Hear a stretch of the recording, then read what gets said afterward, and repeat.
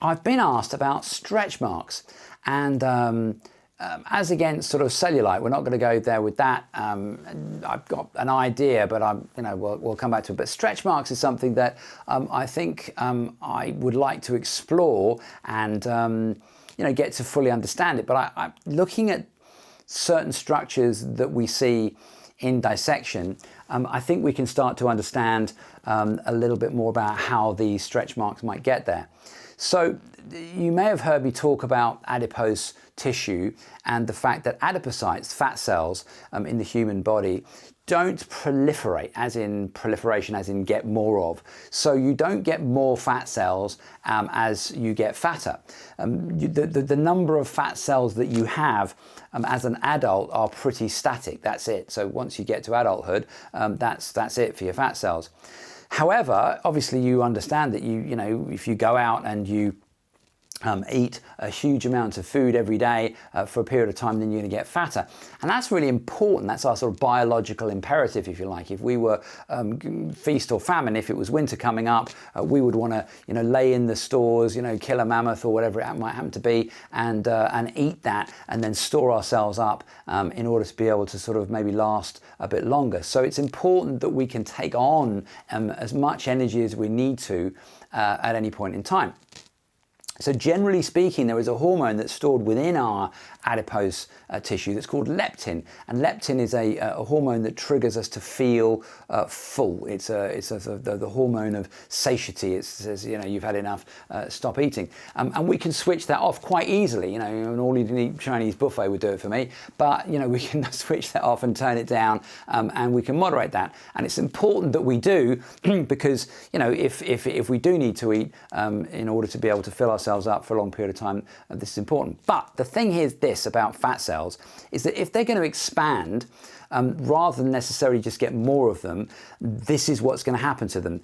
So as we take on the energy, cells take quite a long time to make more of, and also they are energetically expensive to make as far as the body is concerned. You're going to make more cells. It's a production line. So our fat cells just expand. They just get bigger, and they can get quite a lot larger in size. I'm not exactly sure how many times they can get larger in size. I did know, but they get larger in size quite quickly.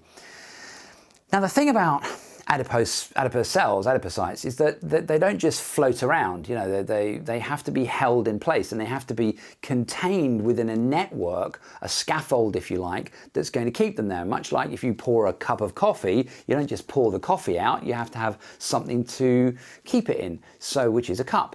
And so the cup, if you like, in this instance, are collagen fibers that are holding these adipose tissue cells in place, these adipocytes in place. So as the fat cells expand, then what we're also going to realize is that we need more fibers in order to be able to contain these. Now the thing about these fibers is they're made of collagen. And again, collagen doesn't happen instantly. It requires a signal. It requires some loading or some stretching on them to be able to then generate more, the cells to be able to generate more collagen fibrils. And again, it's not a rapid process. However, the thing about a collagen fiber is that it's a spiral bound. It's a spiral, 3 fibers or pre-collagenous fibrils make up one collagen fiber, and they wrap themselves around in a triple helix. And they're hollow in the center. So, if you imagine something wrapped around and then concertinaed and closed together, then you're somewhere sort of in the ballpark. These are incredibly strong wherever they are, and when they are in the layer that's between the skin and the deep fascia of muscle, we call this the superficial fascia layer. It's got lots of different names, panicular layer. There's no real agreement on what the layer is called, but I call it superficial fascia because that's how I learned it. And if you imagine these fibers are holding these fat cells in place, and as the fat cells expand, I believe that the collagen fibers, rather than actually proliferating, getting more of them, they unwind, they expand. And as they expand, the tissue that's at the other end of it, the skin, is also going to have to release and expand. Now the skin is full of, again, collagen, but it's also full of elastin fibers. and reticulin. So what's going to happen is it's going to have that stretchiness to it that's going to allow that expansion to take place quite rapidly, to allow the accommodation of a larger amount or a bigger space involved. Now, it doesn't necessarily have to be adipocytes. It could be a lot of pressure from the inside. It could be an expansion of the viscera for whatever reason, whether it be through weight or disease or pregnancy. You know, we can see people that get pregnant and they get stretch marks because they have perhaps quite a rapid growth of the baby over a period of time, or there's a kicking episode that goes on. I know that's happened, and these stretch marks have appeared, you know, almost overnight. So the skin is elastic to allow stretching and movement to take place. If we, you know, had a huge dinner, we could feel that we're really full, and that would normally come back. If we kept it there for any length of time, it would be in danger of putting too much pressure onto our organs, and so therefore, again, that stretching will take place and we'll see those stretch marks, but it will be an elastic movement, and also the fibers of the collagen fibers that are holding the adipocytes in place will do that as well. The question is, do they come back, and what's the optimum time rate? And it's a really interesting question. We don't really know how these things fully behave, but it's my theory that if we have a rapid weight gain or rapid weight loss, also that can happen as well, that we can see this sort of tissue get left behind, or the stretch marks appear. And I feel that if it's done gradually, we would see a gradual change in the unwinding of those tissues, and we wouldn't see those stretch marks. And therefore, you know, the concertining, the opening and closing effect that we would see, not everybody in pregnancy gets stretch marks, and, you know, not everybody that puts on weight gets stretch marks or loses weight that gets stretch marks.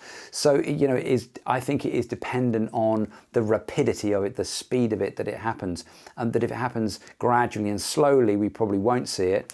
Once they're there, my feeling and my view is that they're not going to go away, that they are there, that they are a permanent feature.